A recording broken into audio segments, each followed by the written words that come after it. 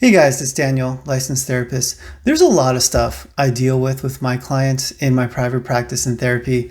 But one thing I think that would surprise a lot of people that comes up a lot is performance. Yes, performance comes up a lot and it's something I help my clients with all the time. And it makes sense. Performance is just the outer representation and behavior of how you're doing internally. And when it comes to performance, there's a lot of gurus out there giving a lot of different kinds of advice. And when I think of the top guru, I think of Banana Hands himself. What the hell are you doing, Banana Hands? Tony Robbins. Now, Tony Robbins has been around for a very long time. I can remember being a very young person. He's out there giving his advice in the public eye. But I never actually sat down to look at whether his advice was any good. So we're going to do that today.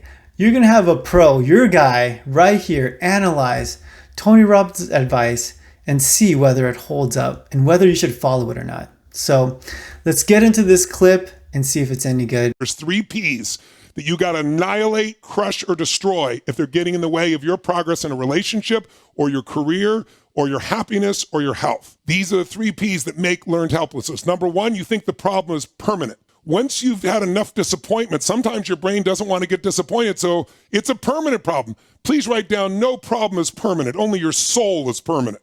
Nothing's forever. Everything changes. Everything eventually ends and something new begins. That's part of life. Those are the seasons of life. So I want to go ahead and say that I agree with what Tony is saying here.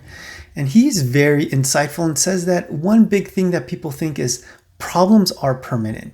And it's something I see all the time in my practice and something I battle against. And it reminds me of this story. It's about the story of the elephant and the rope. So a man goes to the zoo and he sees a huge bull elephant tied to a stick by a puny little rope. And he goes to the zookeeper and says, "Zookeeper, how come the elephant doesn't just break free from that tiny rope and escape?" And the zookeeper says, "Well, when the elephant is a baby, we take him and we tie this rope to the stick, and he is actually not strong enough to break the rope. And he tries and tries and tries, and he gives up. And in his mind, he believes that the rope is too strong to break.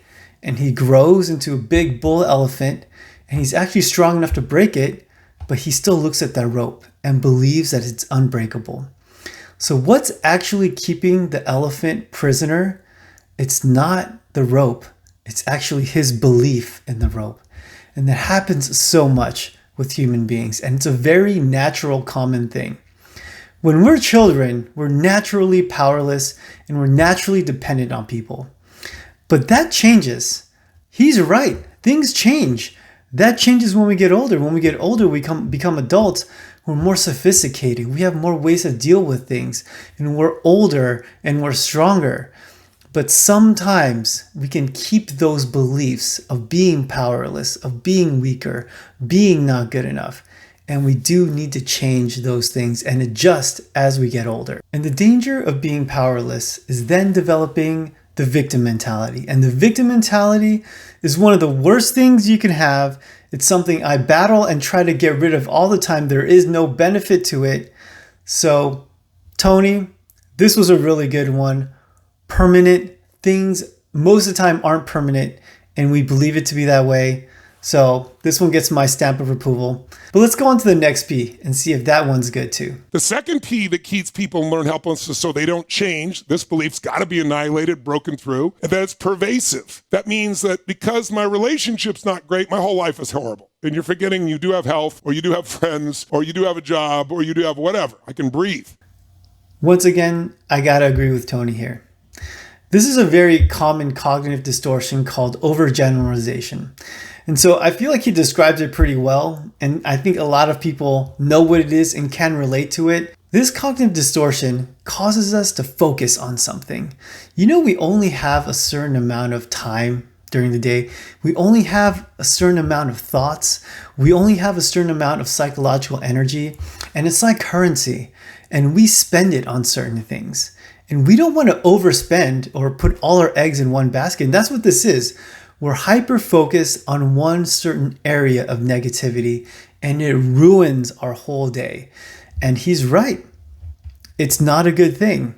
And it's what I do with my clients a lot as well. I try to see if they're doing this, and if they are, I try to help them take a giant step back and look at the problem in the context of their entire life, because I'm willing to bet that there's a lot of good things going for you in your life right now. If you're thinking that I'm wrong, it's probably because you have this cognitive distortion and you're overgeneralizing something negative in your life. So let's take a step back. Let's calm down and look at the positive things in our life and dedicate the appropriate time and mental currency to our problems. So Tony is 2 for 2, and let's see if he can bring it home with the third P. And the third one is we think the problem is personal. There's something wrong with me. And if you start believing that, it becomes self-fulfilling. You give up. See, I'm not good enough. I'm not beautiful enough. I'm not smart enough. I always screw it up. So those 3 Ps got to be destroyed. Wow. Tony really saved the best for last. And what he talks about here really hones in on something that I focus a lot in therapy. And it's something that I believe is a cause of most people's troubles psychologically in life. And that is identity. And he mentions the self-fulfilling prophecy, which is something that I feel like everyone can relate to or knows what it is. The description is sort of in the name here, but we go a little deeper because identity does relate to self-fulfilling prophecy. And basically what happens is our brains and our minds tell ourselves what is going on through the story of life, through a narrative, and we are the central character to that narrative.